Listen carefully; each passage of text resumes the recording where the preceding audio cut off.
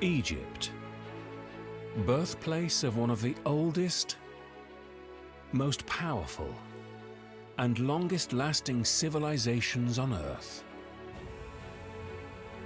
This spectacular aerial journey, with privileged access to incredible sights,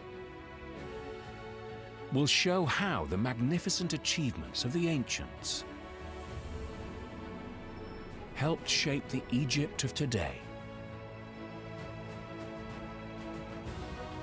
Flying over this country's vast and varied landscapes, our bird's-eye view reveals how generations of Egyptians battled harsh terrain and scorching temperatures to build a nation like no other.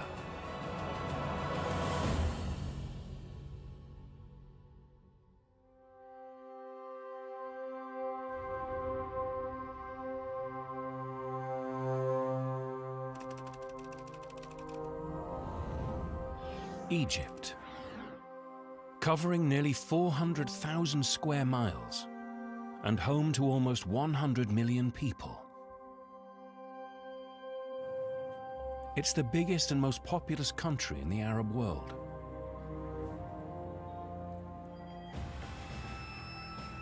Life here has always been a challenge. 97% of the terrain is harsh, arid desert. So how did the ancient Egyptians build such a powerful civilization?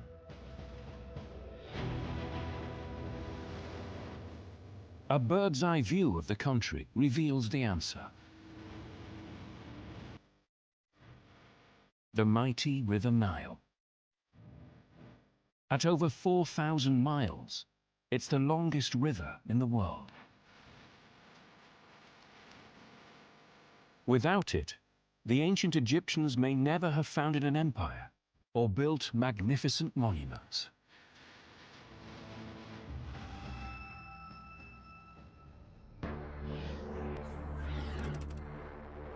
The most iconic of these ancient wonders lies 8 miles from the center of Egypt's capital, Cairo.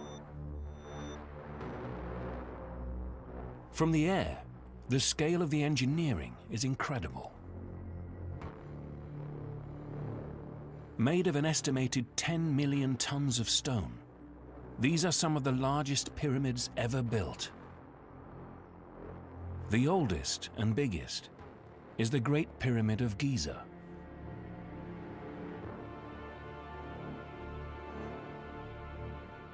Completed over 4,500 years ago, it's formed from more than 2 million sandstone blocks.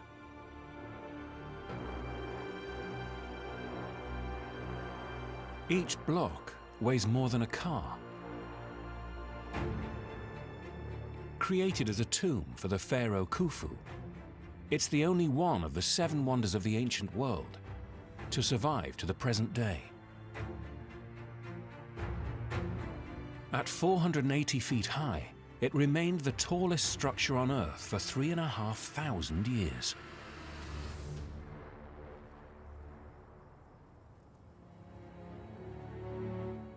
The pyramids of Giza fascinate American archaeologist Mark Lehner so much, he's dedicated 4 decades of his career to unlocking their secrets. Well, from that very first site of the Great Pyramid of Khufu, the Giza pyramids have basically been my life.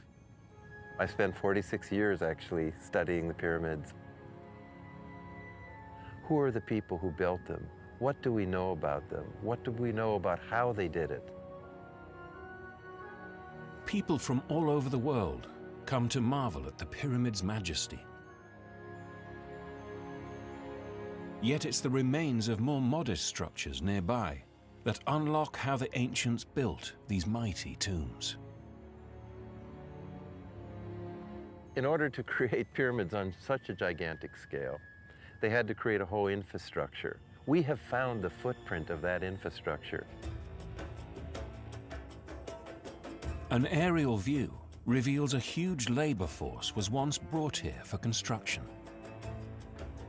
So what we have found in the so-called lost city of the pyramid, sometimes called the workers' village, it's about 13 hectares. We have found their bakeries and their workshops, their houses, their grain silos for feeding the people. But it's only part of a much vaster city that existed at the foot of the pyramid's plateau. Mark thinks 20,000 workers once lived here. They quarried the 5.7 million tons of sandstone needed to build the Great Pyramid alone.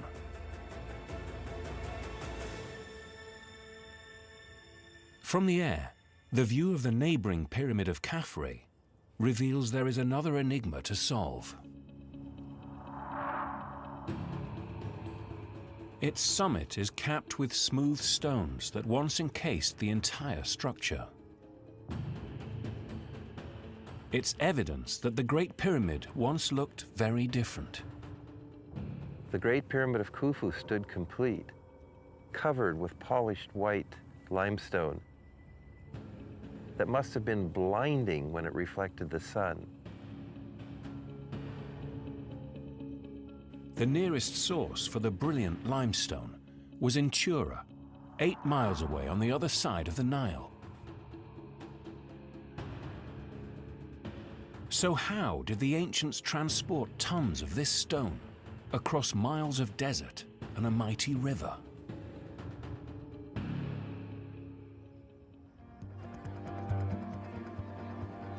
Mark believes the sloping ground in front of this temple unlocks the mystery. It's a basin, the remains of a huge harbor and canal complex filled by floodwater that the ancients used to ferry stone to the construction site.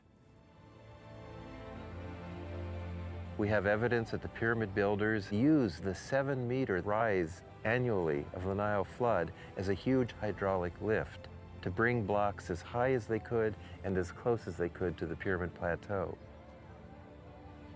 It's almost what you don't see here that is even more impressive than the pyramids themselves.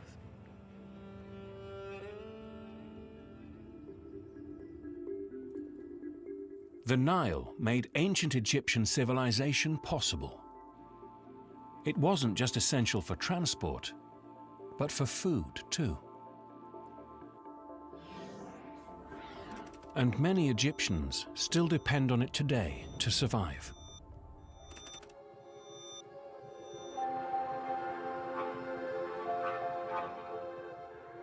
It's early morning on the island of Elephantine in southern Egypt.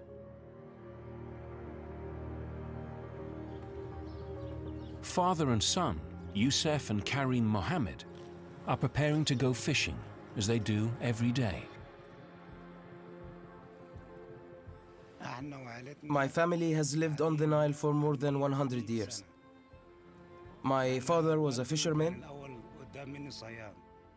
and my father's father was a fisherman. He taught him, and then my father taught me. Now I'm teaching my son Karim like my father taught me. Youssef and Karim are part of the Nubian community. They're descendants of some of the first people to settle in this area of the Nile Valley over 7,000 years ago. For Nubians, the Nile is their life. They've always lived around the Nile.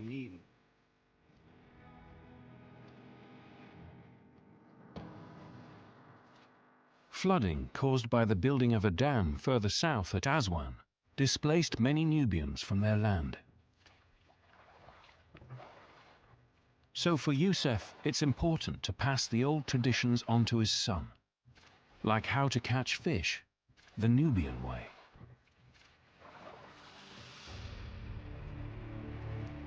Youssef knows the big fish are in deep water on the other side of the river.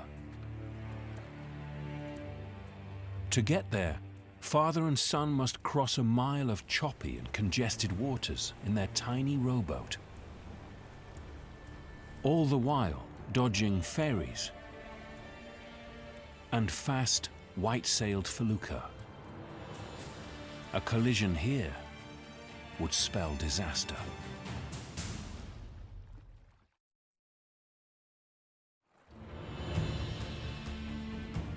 Nubian fisherman Youssef and his 6-year-old son Karim must cross one of the most congested points on the Nile.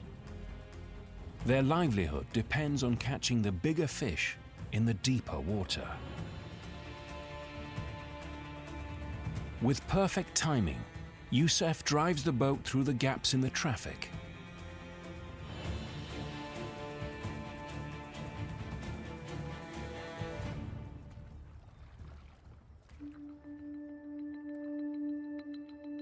Safely on the other side, 6-year-old Karim must keep the rowboat steady against the strong current.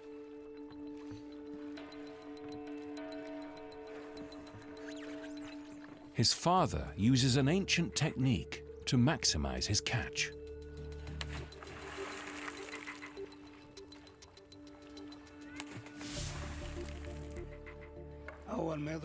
When you hit the water once or twice, the fish swim deeper and flee into the net.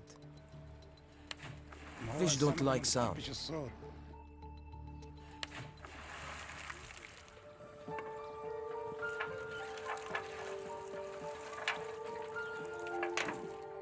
These fish are tilapia, a staple of the Egyptian diet since the time of the pharaohs. After an hour, Youssef and Karim have caught all the fish they need for tonight's supper. They row the mile back to their village on Elephantine Island.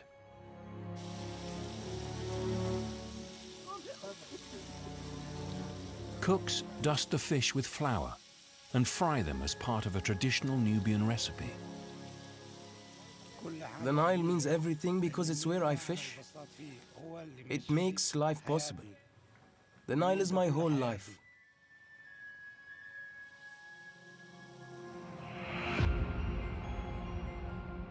For thousands of years, Egyptian civilizations have relied on the River Nile for survival. As well as providing food, the rich silt from its waters allowed farmers to grow crops in the desert. German archaeologist Joanna Siegel is also heading to Elephantine Island. Her work as excavation field director here is revealing the Nile's importance to the ancient Egyptians. A bird's-eye view of the island's southern tip shows the layout of a 5,000-year-old town. This was one of the first settlements on this part of the Nile. The Nile represented a life source for ancient Egyptians. It was one of the most important things in their life. They got food and water, fertile soil, trade connections. They got everything from the Nile. Before dams controlled the river's height, monsoon rains over Ethiopia to the south of Egypt caused annual floods.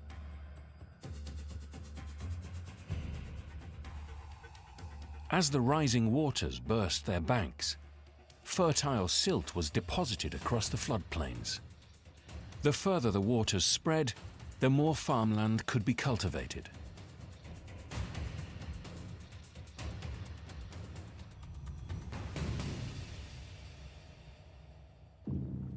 The ancient Egyptians developed a system to forecast the perfect flood. The instrument they invented became known as a Nilometer. The chiseled markings on this passageway gauged the height of the flood and foretold if crops would flourish or fail.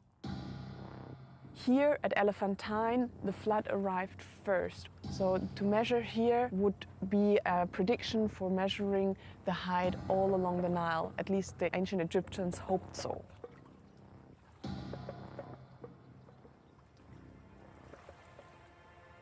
When the Nilometer recorded the optimal water level, the fields would be covered with enough silt to produce a bountiful harvest.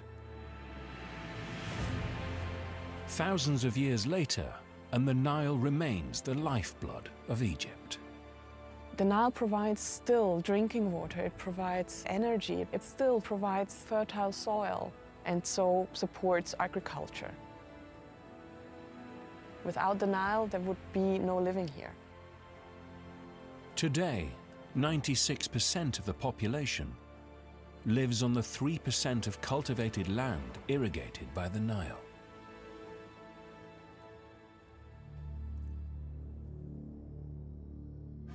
Away from these areas, the landscape is very different. Almost 375,000 square miles of Egypt is inhospitable desert. Some of the harshest terrain lies in the Sinai Peninsula in the east of the country.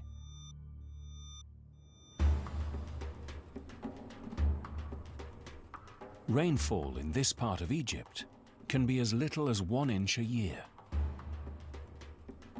From the air, it's clear the region's dry, rocky soil makes intensive agriculture almost impossible. Yet there's a group of people who have made the Sinai their home for millennia. Qudra Eid Murazid has lived in this remote village her entire life.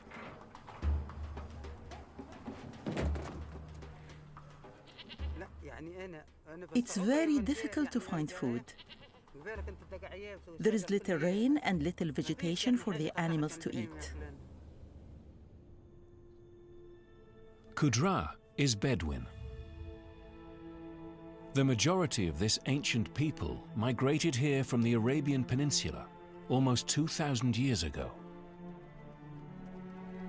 In recent decades, government policies aimed to increase security and promote tourism in Sinai have denied some Bedouin access to services and eroded their nomadic traditions. Many have left to find work in Egypt's cities. Qudra embraces life here in the desert, as her ancestors did before her. This desert teaches you to exercise. Coming, going, collecting wood, fetching water, keeping moving. If you stay inside, your body ages. You must walk, be active, and stay healthy. Qudra is a widow. To keep herself and her goats alive, she must find vegetation in one of the most arid places on Earth.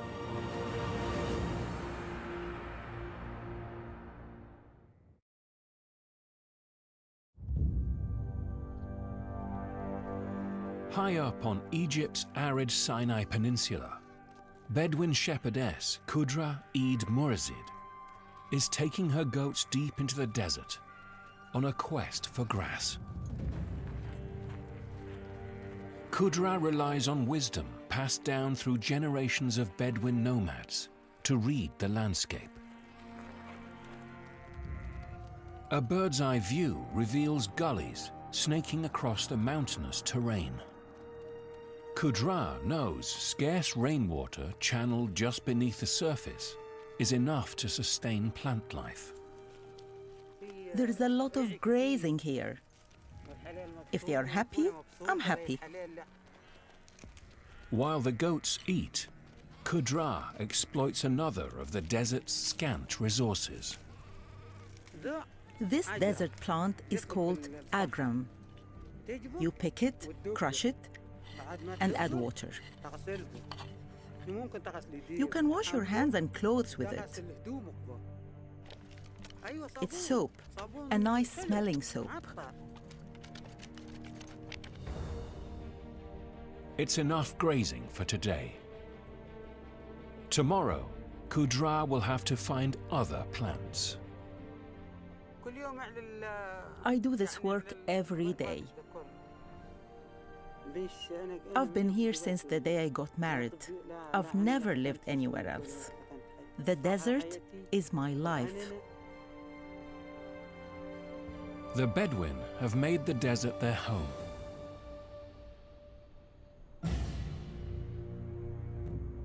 Yet the ancients used these wastelands for a very different purpose.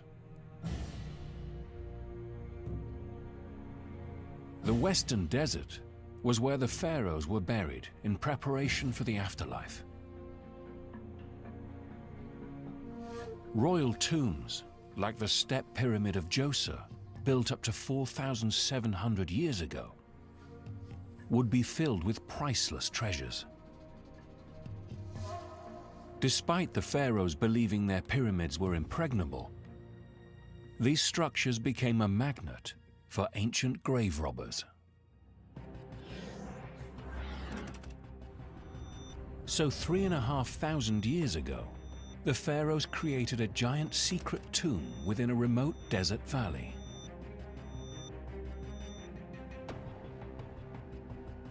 From the 16th century BCE, at least 63 royal tombs were built here over a period of 500 years. The Valley of the Kings is located beneath a symbolic pyramid-shaped mountain. The pharaohs hoped this inconspicuous site would be safe from grave robbers.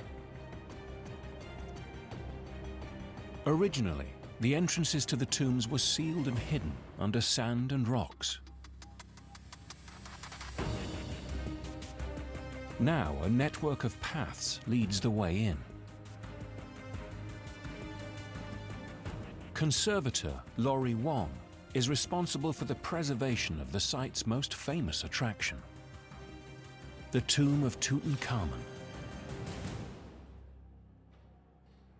Tutankhamun, its fame is due to the fact that it was a tomb that was discovered with its grave goods almost completely intact. And that's rare because almost every other tomb had been looted. Tutankhamun was just 9 years old when he became ruler of Egypt.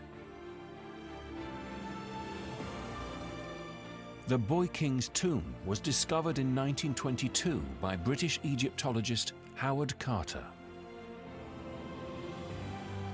Inside, he found treasures, including Tutankhamun's gold death mask, his gold and silver throne encrusted with precious stones, and more than 5,000 other priceless artifacts. 1.5 million people a year come to the Valley of the Kings. Now the huge volume of visitors is taking its toll. Visitors have dust on their clothing, on their shoes, and they come into the tomb and that dust can actually cement itself onto the painting, making it very difficult to remove in a safe manner. Laurie's team has installed a ventilation system to help reduce dust levels inside the tomb. The cleaner air will ensure the preservation of the Boy King's resting place for generations to come.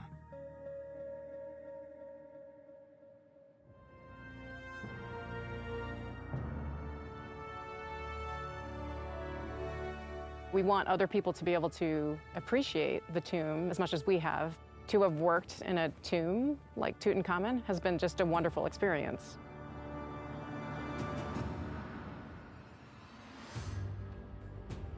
Egypt's mighty pharaohs left their mark throughout the country.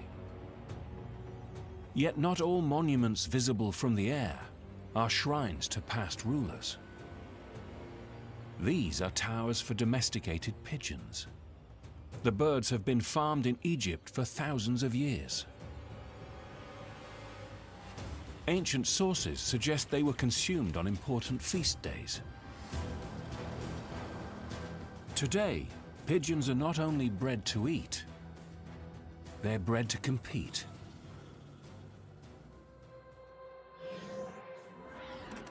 In Cairo's neighborhood of Gamaliel, dozens of passionate pigeon breeders are in constant competition with one another.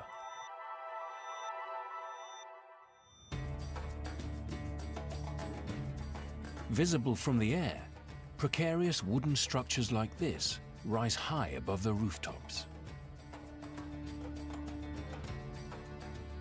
These are called riyas, and they're the inner city's answer to pigeon towers.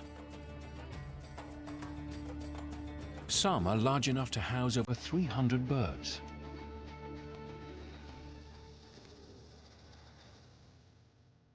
Hassan Mohammed Hussein calls himself the pigeon ruler of Gamaleya. I built my first Ghaya 23 years ago. I built a small one, 9 foot by 9 foot, out of straw on the roof. It was a long process. I made the Ghaya higher and bigger until I built the one I have now. Hassan is one of 2 million pigeon fanciers in Egypt.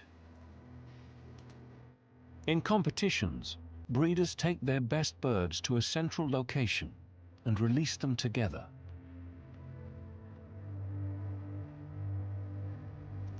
The goal is to both guide their own birds home and lure as many of their rivals' pigeons as they can. The breeder with the most birds at the end of the event is the winner.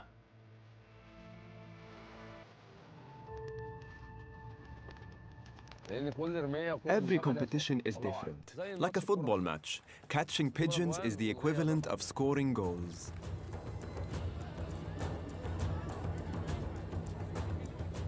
Hassan meets his opponent here in the middle of Old Cairo.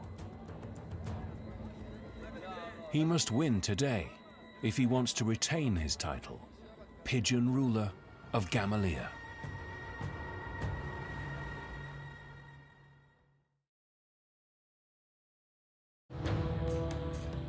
In the historic heart of Cairo, Hassan Mohammed Hussein is taking on rival Kuto Adam in a pigeon race across the capital. Both competitors are ready to release their birds.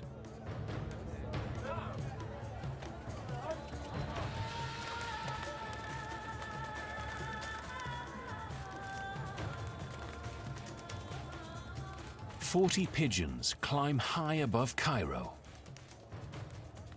In just a few minutes, they'll be within range of their coops.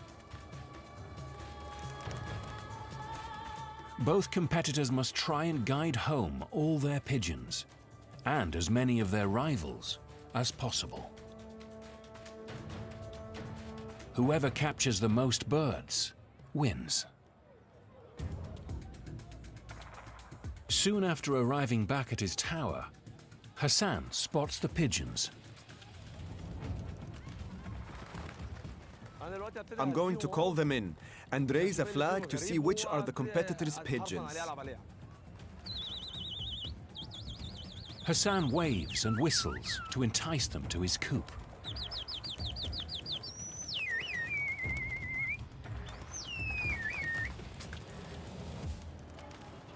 As the pigeons land, he reads their tags to check who they belong to.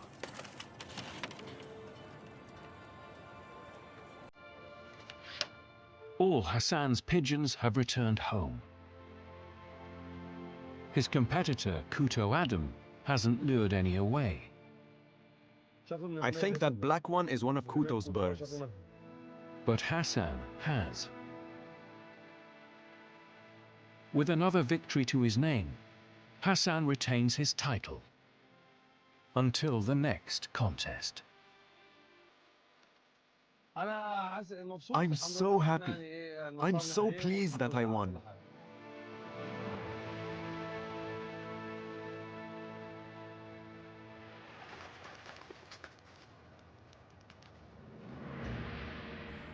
The Egyptians' relationship with pigeons is just one legacy from the time of the pharaohs. The ancient rulers' vast monuments stand testament to their immense power. These were no ordinary kings. They proclaimed themselves gods. And they expected their subjects to worship them, even after they died.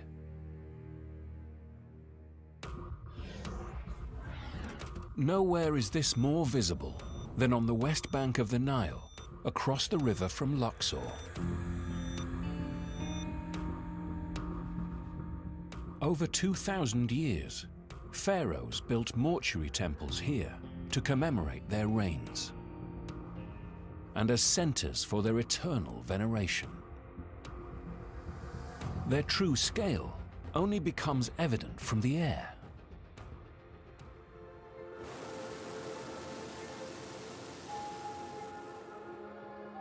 It's dawn, and setting a course for the mortuary temples is Baha Ahmed, an experienced hot air balloon pilot. Baha flies at first light when the air is cool and wind currents are most predictable. Knowing wind patterns here is critical because the temples are located directly beneath jagged mountains. The biggest challenge flying balloons here is the wind shear and turbulence close to the mountains. So we take that into consideration and try to keep far away so there is no danger to the balloon or the passengers.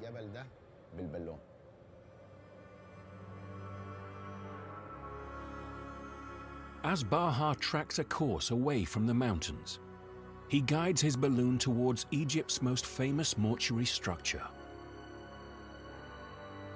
The Temple of Hatshepsut is carved into the side of a mountain. It was built by one of Egypt's very few female pharaohs. To gain acceptance as ruler, she ordered her temple to be bigger and grander than those of all the male pharaohs before her.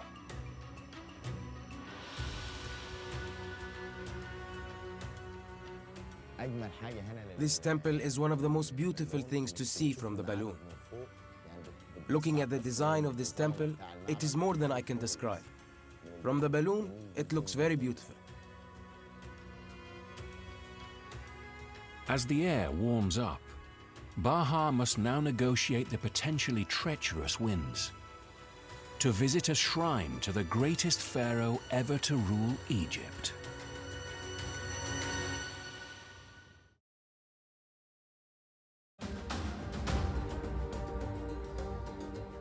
Above the west bank of Luxor, Baha Ahmed's balloon approaches a 50,000 square foot temple complex dedicated to Egypt's greatest pharaoh.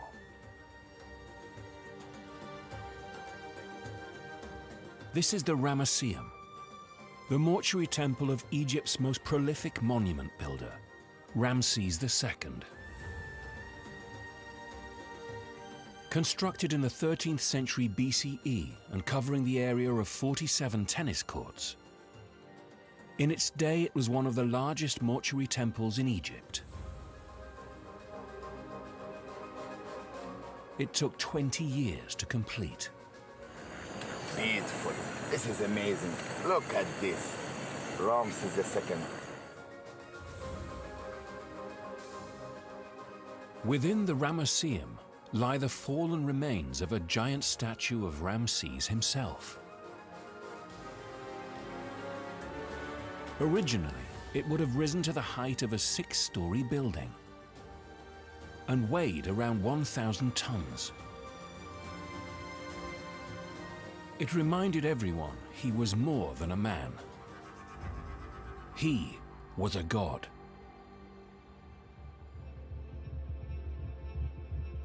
As the desert monuments give way to lush farmland below, it's time for Baha to find a field to touch down. When the balloon goes up, you don't know where you are going to land. And it's a challenge to land somewhere safe for the passengers. Flying balloons, every day is a new day.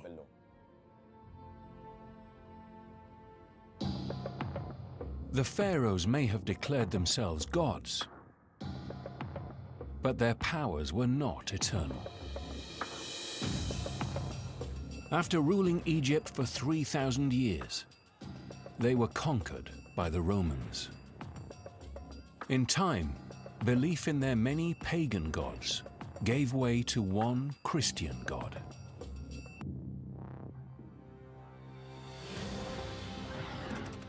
Almost 10 million Christians live in Egypt today. One of their most important sites is Mount Sinai.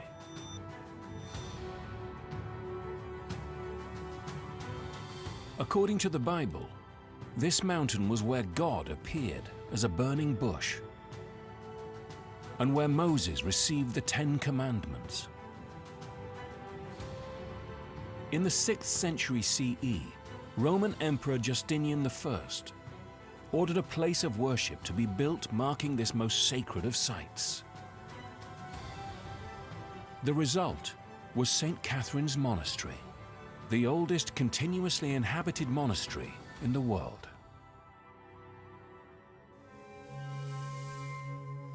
Resident monk Father Makarios left his home in Denver, Colorado, to live and work here.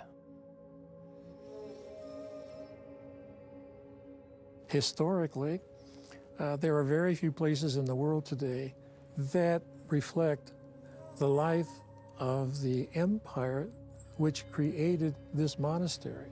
Nowhere else in the world can anybody find or see an institution like this. The centerpiece of St. Catherine's Monastery is the Great Basilica. This is where daily prayers have been held for 1,500 years. Today, Father Makarios must make sure that everything is ready for the morning service. There has been an uninterrupted succession of prayers here since the mid-6th century. No one in the world can claim that anywhere except here. Life here means following strict rules and turning your back on modern comforts to live in the wilderness. With the chapel now ready, the monks can commence 8 hours of daily prayers in a monastery that is uniquely connected to their faith.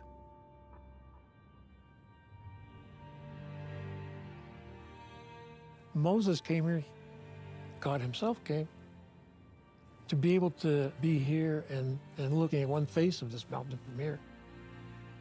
Say to yourself, this is really important. I need to be here for this.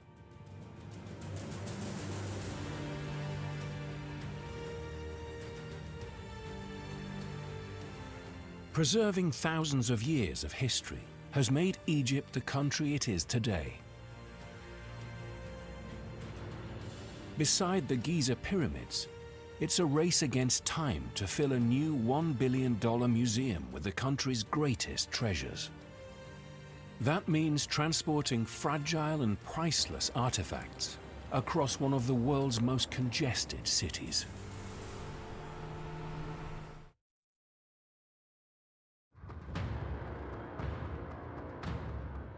In Egypt's capital, Cairo, plans are underway to bring thousands of years of history under one roof. For more than a century, the world's largest collection of ancient Egyptian treasures has been housed in Cairo, here at the Egyptian Museum. It's the home of the world-famous relics from the tomb of Tutankhamun. Today, the neoclassical building is outdated and too small to display many of its items.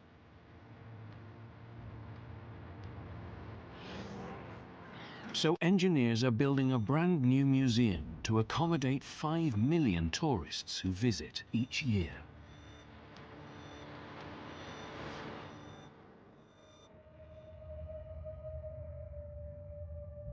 Its scale is epic. When it's finished, the Grand Egyptian Museum will cover an area of over 5.2 million square feet. This will be the largest museum devoted to one civilization on the planet. Before it opens, thousands of artifacts must be transported by road on an 11-mile journey to their new home on the outskirts of Cairo. And that's a problem. Cairo is one of the world's most congested cities. Tens of thousands of road traffic accidents are reported every year, and congestion costs the country an estimated $50 billion. Hitting the road today is this 3,000-year-old statue of Ramses II and the goddess Anat. Ramses is known as the Great, due partly to his huge building projects. Director of Restoration and Transporting Antiquities, Asa Zidane, must ensure safe passage. It's impossible to put a value on this statue. For Egyptians, it means civilization, culture, heritage, and honor. Ancient Egyptian civilization is priceless. Asa's team painstakingly wraps the monument in a protective material before its journey.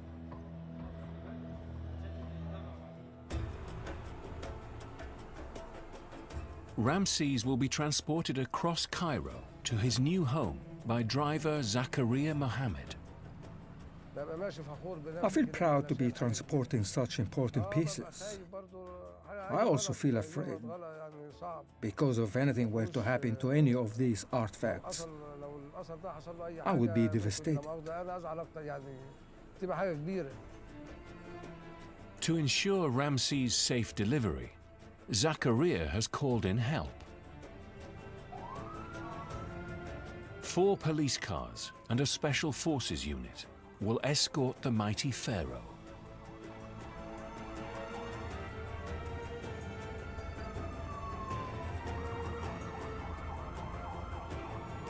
To prevent the statue toppling off his truck, Zakaria must try and maintain a constant speed of 12 miles per hour towards the Grand Egyptian Museum.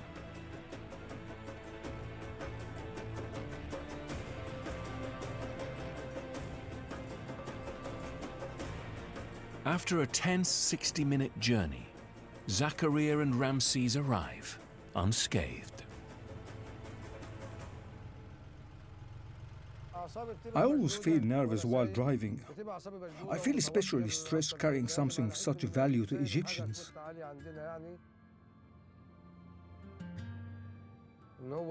When I arrive at the Grand Egyptian Museum, I feel relieved that it has got here safely.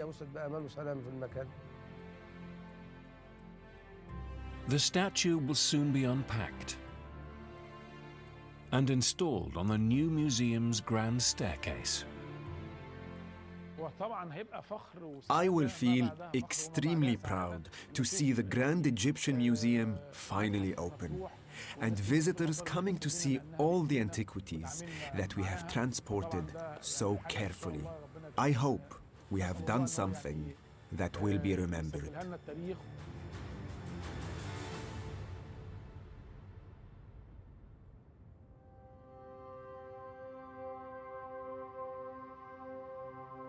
Flying over Egypt, our bird's-eye view reveals how this proud nation continues to embrace its unique past. From the air, it's clear how the ancients stamped their mark across this harsh and inhospitable landscape, and how some lifestyles here have barely changed for thousands of years. In this land of the pharaohs, the ancient and modern continue to live side by side.